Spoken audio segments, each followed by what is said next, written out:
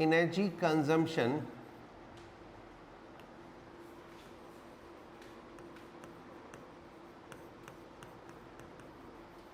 by capacitor in AC.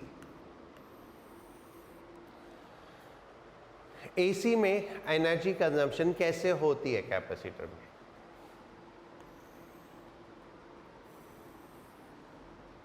This is one of the cycle. This is first quarter cycle, this second quarter cycle, this is third quarter cycle and the fourth quarter cycle, right?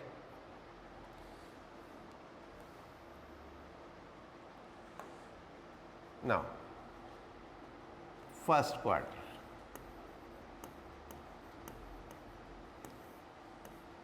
capacitor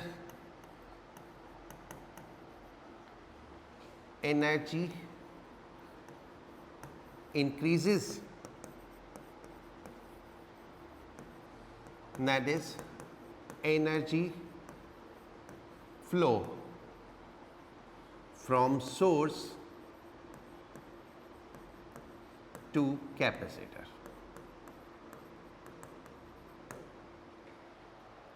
Right?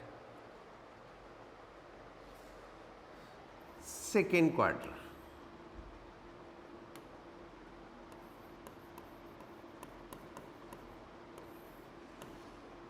energy decreases, so energy flow from capacitor to system,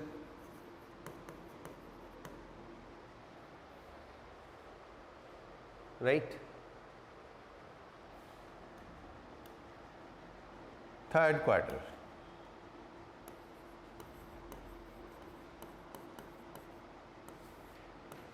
capacitor charge in opposite direction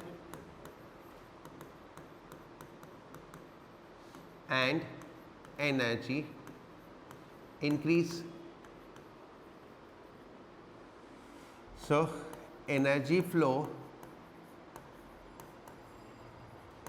into capacitor.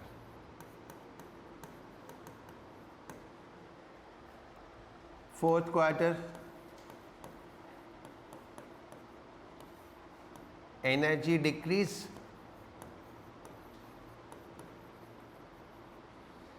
so energy flow out of capacitor.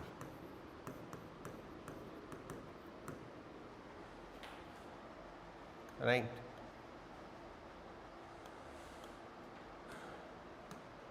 Conclusion.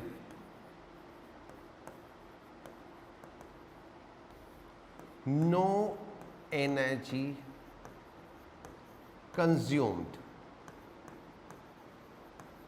by an ideal capacitor. Ideal capacitor means resistance है ही नहीं, so कोई भी energy consume नहीं होगी,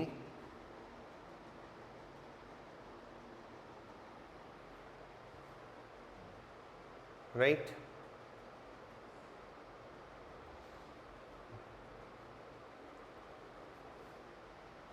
Hence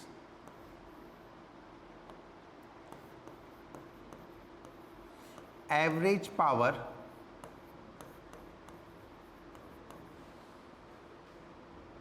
cross capacitor is 0. So AC circuit में capacitor में कोई power नहीं होगी, एवरेज। दो लेन देन चल रहा है, आना जाना चल रहा है, बट एवरेज पावर जीरो हो गई। जितना पॉजिटिव है एक क्वार्टर साइकिल में उतना नेगेटिव हो गया दूसरे क्वार्टर में, ठीक है। ये जितना नेगेटिव है एक क्वार्टर में उतना दूसरे क्वार्टर में पॉजिटिव हो गया। सो जितना लिया वो वापस कर दिया। सो देयर इज लेन देन। इस लेन देन को हम बोलते हैं रिएक्टिव पावर, राइट।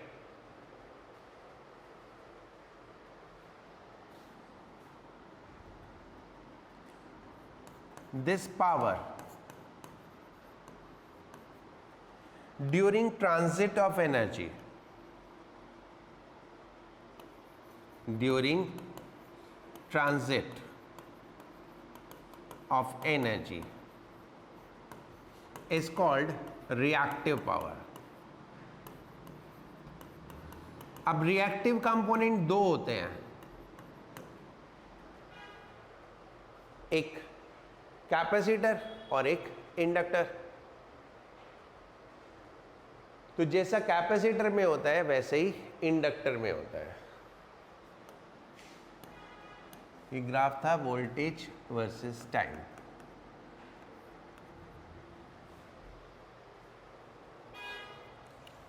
हो गया?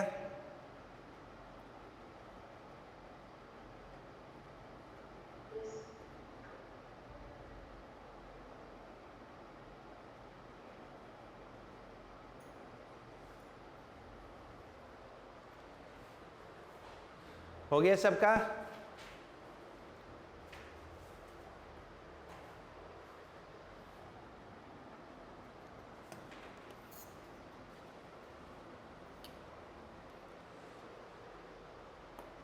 Now, energy consumption in inductor. If I take a graph, current versus time, so inductor में एनर्जी होती है हाफ एल आई स्क्वायर। तो जिस तरह से कैपेसिटर में हुआ ठीक वैसे ही इंडक्टर में होगा, right? During first and third quarter energy flow into inductor and during second and fourth quarter energy flow out of inductor.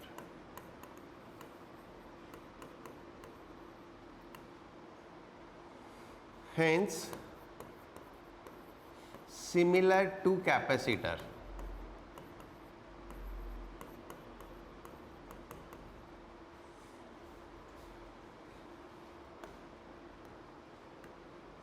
average energy consumption and average power equals 0, right? And the power in transit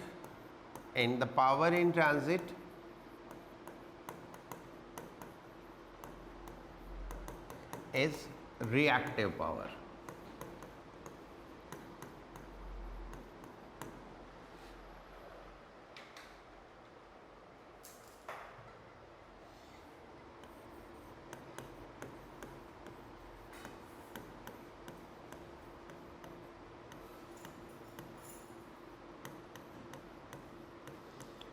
This is also known as true power.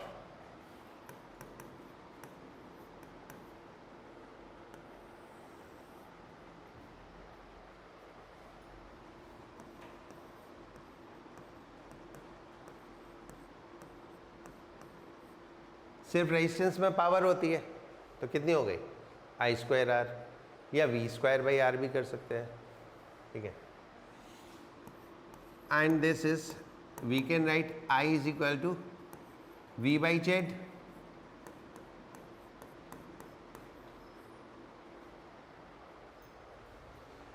I को V by Z भी लिख सकते हैं। तो average power is V I cos phi।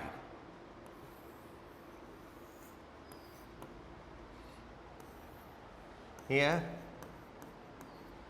cos phi is called power factor, cos phi को हम बोलते हैं पावर फैक्टर। एसी के लिए ये बहुत इंपॉर्टेंट पार्ट होता है, I will tell you later के कैसे होता है, ठीक है। This is an important part in AC. cos phi this is called power factor, और ये V और I क्या है, RMS वैल्यू।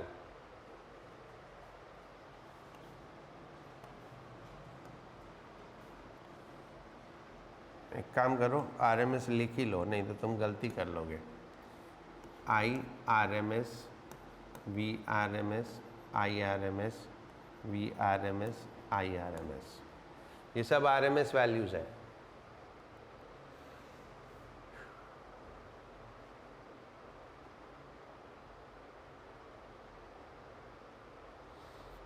ठीक हो गया?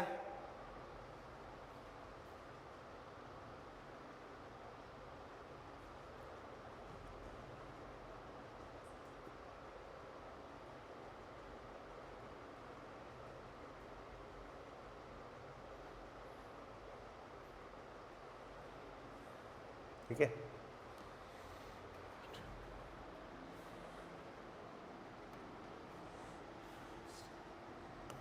पावर ट्रायंगल,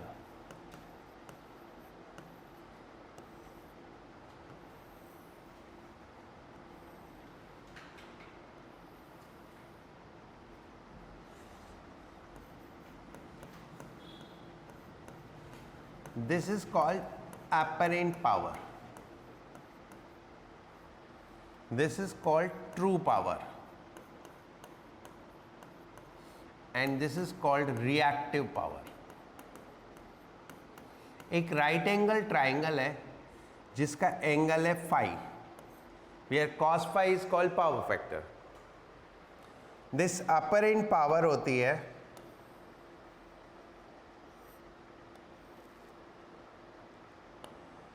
अपरेंट पावर होती है VRMS इंटू IRMS।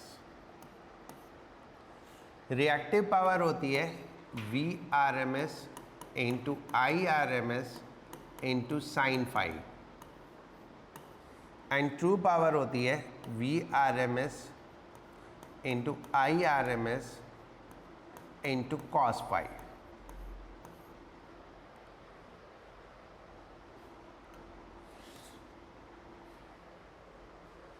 ठीक है। इसमें ट्रू पावर क्या है, जो एक्चुअली कंज्यूम हुई, जो एक्चुअली कंज्यूम हुई। रिएक्टिव पावर क्या है, जो ट्रांजैक्शन चल रही है रिएक्टिव कंपोनेंट में, किसमें, इंडक्टर और कैपेसिटर में, जो लेन देन में चल रहा है। और एपरेंट क्या है, जो टोटल है, यानी हमको ऐसा अपीयर होता है, क्योंकि apparent is sum of both true and reactive. किसी भी टाइम पे देखोगे इंडक्टर कैपेसिटर या तो एनर्जी ले रहे होंगे या दे रहे होंगे, तो जो वो लेन देन चल रहा है वो रिएक्टिव पावर हो गई, और रेजिस्टेंस में पावर कंज्यूम हो रही है, दैट इज ट्रू पावर। तो हर किसी भी टाइम पे दोनों पावर का सम जो होता है that is called apparent power. And because वही फेज का कॉन्सेप्ट होता है, तो यहाँ पे दोनों पावर, ट्रू पावर और रिएक्टिव पावर, एक दूसरे से π/2 फेज डिफरेंस पे होती है, दोनों एक दूसरे के परपेंडिकुलर होती है। इतना समझ में आया?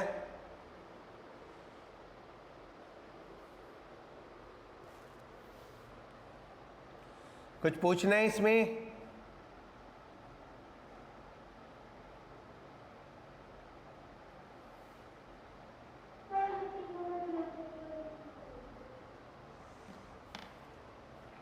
बोल।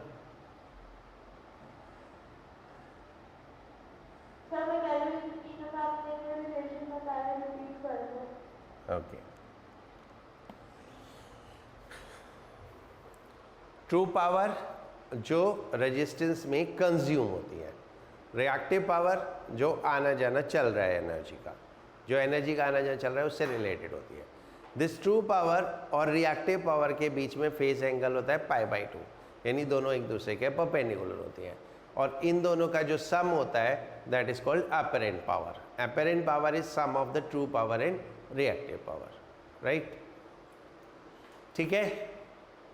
अपने सिलेबस में सिर्फ ट्रू पावर है. Okay,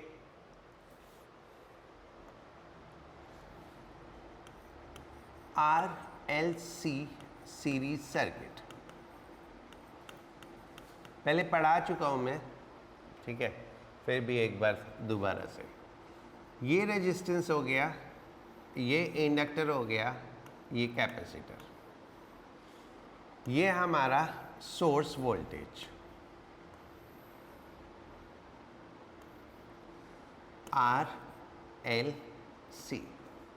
The current in the circuit is I, voltage across resistor is VR, voltage across inductor is VL, and voltage across capacitor is VC. Right? Now, VR is equal to IR, VL is equal to IXL. This is in phase of I, current के phase में.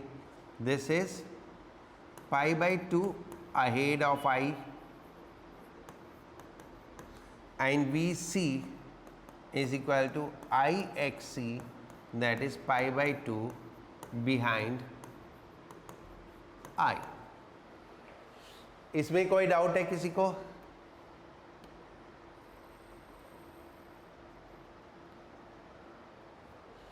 ये तो सब पता है ना?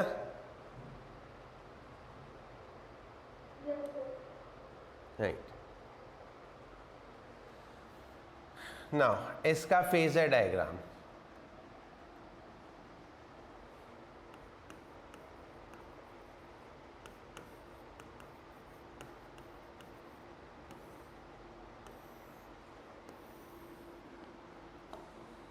Because current is common to all, so let's say this is current phasor. The resistance is in direction in phase of current, so this is VR.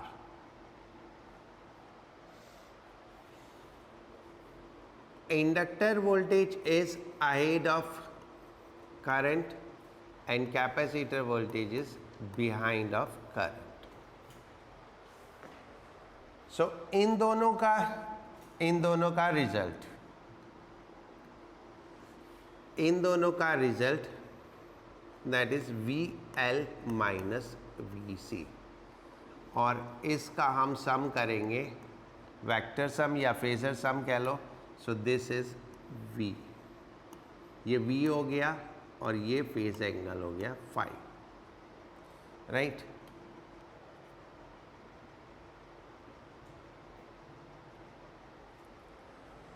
इसमें कुछ पॉइंट्स मार्क करते हैं. This is O A B.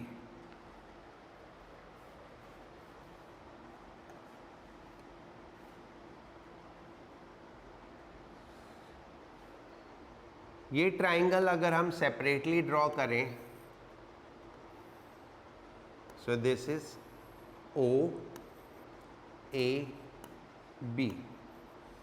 This is VR, this is VL minus VC, and this is V, and this is phi.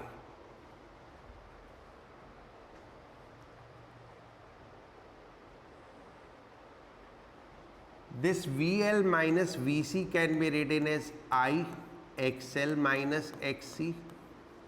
VR can be written as IR, and V can be written as IZ.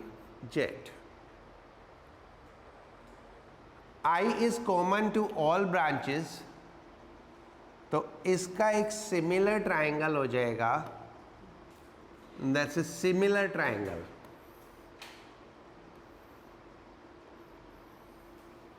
Which will have R X.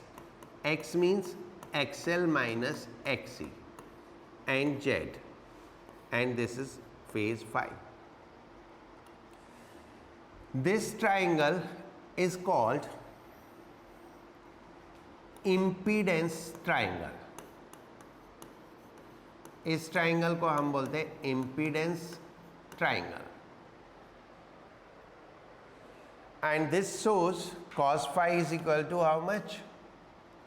Cos phi is equal to r by z and tan phi is equal to x by r.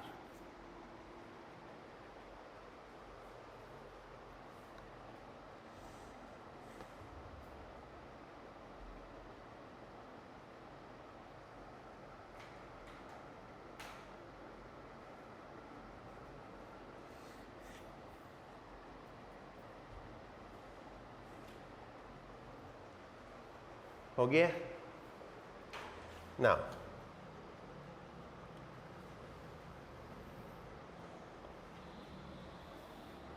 first, from phasor diagram,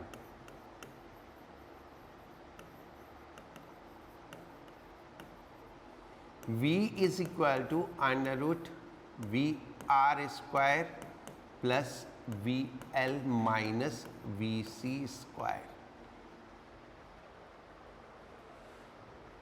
Second, from impedance triangle,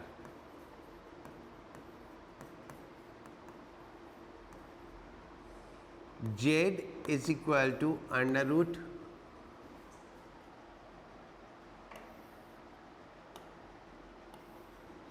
R square plus XL minus XC square.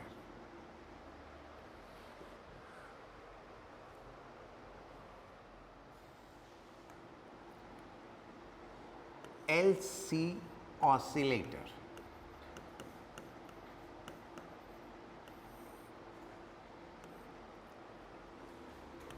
Used to produce electromagnetic wave.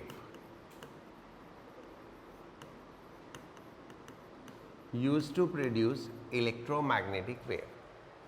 Right? जो भी electromagnetic waves होती हैं which we use in the communication और the otherwise, those are produced by the LC oscillator. LC oscillator produce करता है. ठीक है, it's a pure theoretical, तो मैं वैसे ही एक्सप्लेन कर रहा हूँ. इसमें एक इंडक्टर होता है, एक कैपेसिटर हो गया, charged capacitor V not C, ये पॉजिटिव ये negative. Right?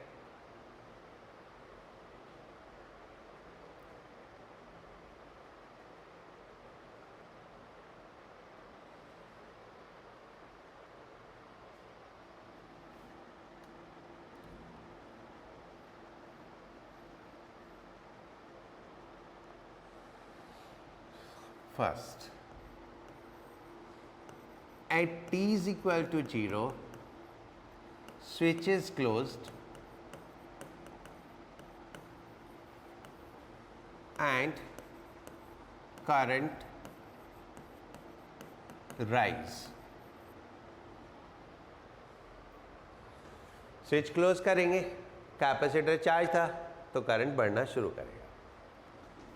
So energy of capacitor decrease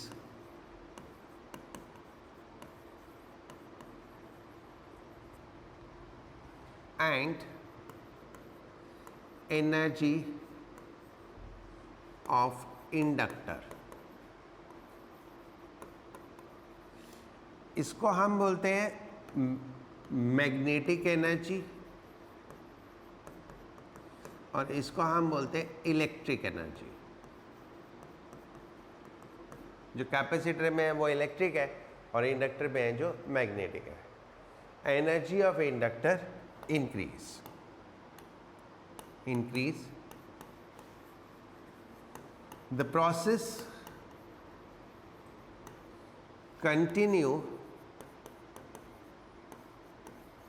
till whole energy of capacitor is transferred to inductor.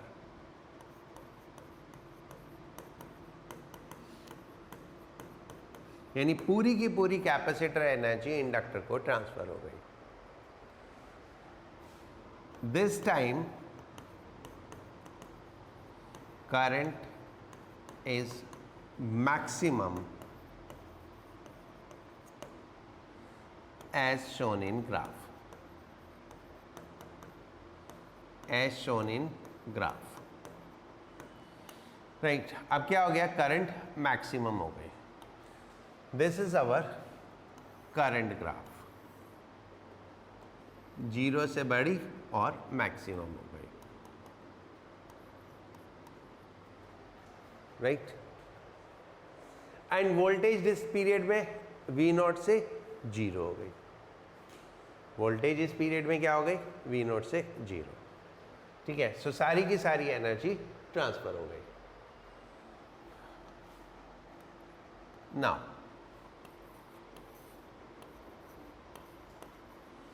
Capacitor is discharged but current is maximum. Capacitor तो discharge हो गया क्योंकि सारी की सारी capacitor की एनर्जी कहाँ चली गई? इंडक्टर में. Now capacitor is discharge but current is maximum. So due to this current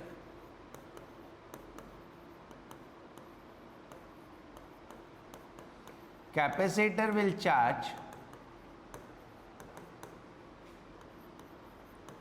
with opposite polarity.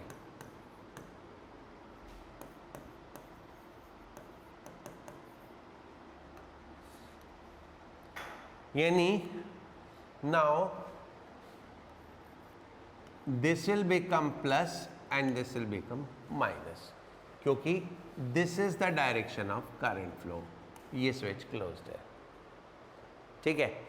तो अब अपोजिट पोलैरिटी के साथ कैपेसिटर चार्ज होना शुरू हो जाएगा and energy will transfer from inductor to capacitor till current is 0. Now what has happened? अब ये करंट धीरे धीरे कम होगा and then it will become 0.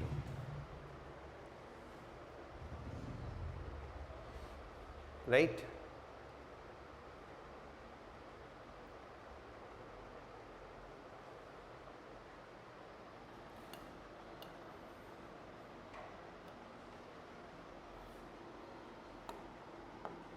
Now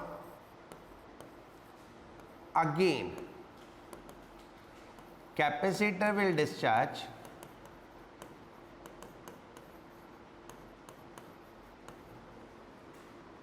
so that current is opposite to previous and same process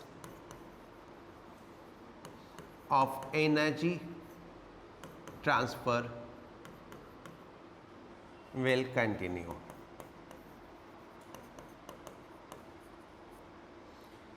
बिल्कुल वैसे ही जैसे पहले हुआ था वैसे ही एनर्जी ट्रांसफर प्रोसेस रहेगा. तो क्या होगा? अब करंट बढ़ेगा फिर मैक्सिमम हो जाएगा और फिर डिक्रीज होगा फिर जीरो हो जाएगा. Right. This way energy and hence current oscillate. Energy और करंट ऑसिलेट करती है.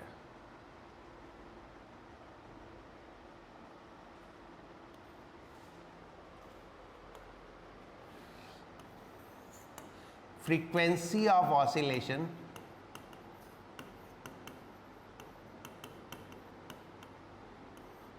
is 1 by 2 pi root LC.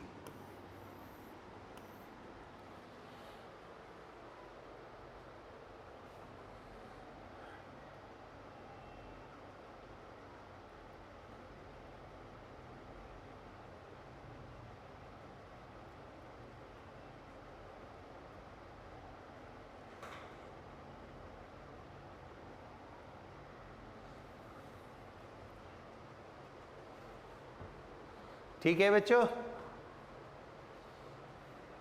नहीं, मैं क्विकली एक्सप्लेन कर देता हूँ what is happening in the process. देखो,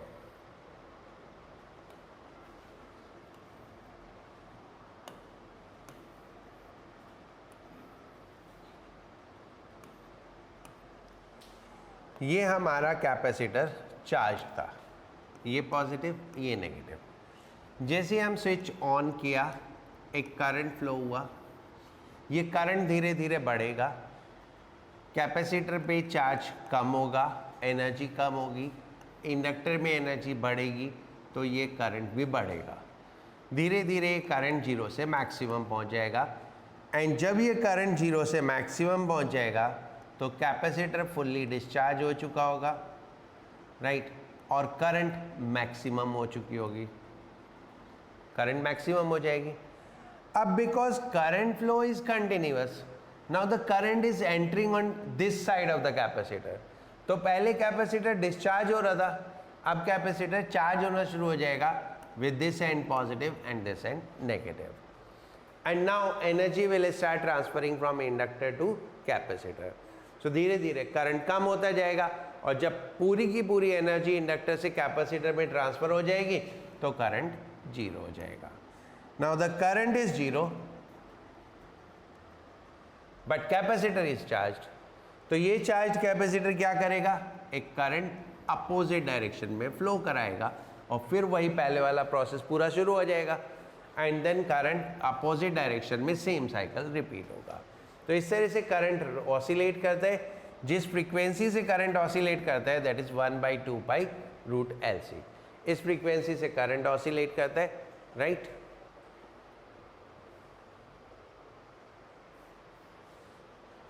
नाउ लिमिटेशन इसकी एक दो लिमिटेशन है, वो लिख दो.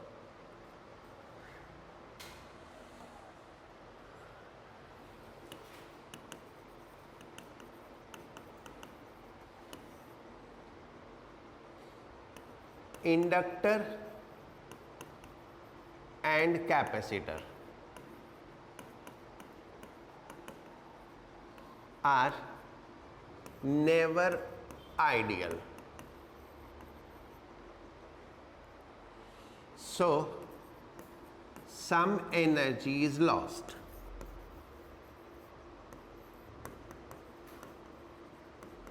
In flow of current, and oscillations are damped oscillations. Damped oscillation.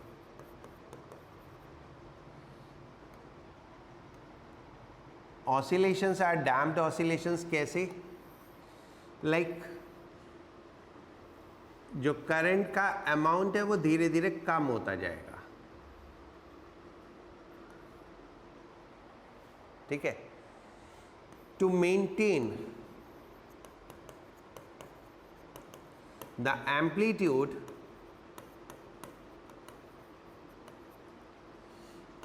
Energy is to provide